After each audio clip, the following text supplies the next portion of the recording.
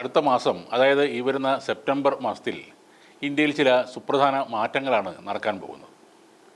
ഈ സെപ്റ്റംബർ 17-ന് നമ്മുടെ പ്രധാനമന്ത്രി നരേന്ദ്രമോദിക്ക് 75 വയസ്സ് തികയുകയാണ്. അതിനെ കുറച്ച് ദിവസം മുന്നേയായി സെപ്റ്റംബർ 11-ന് RSS മേധാവി മോഹൻ ഭാഗവതിനും 75 വയസ്സ് തികയുന്നുണ്ട്.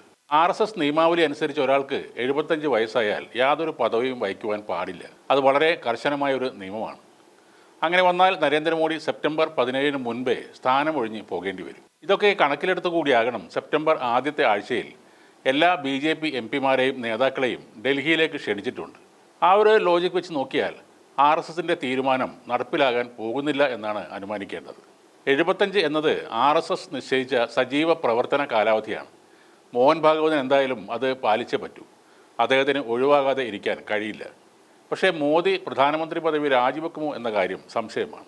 ചിലപ്പോൾ ഒരു രാഷ്ട്രീയ പ്രതിസന്ധിയിലേക്ക് വരെ കാര്യങ്ങൾ പോയേക്കാം.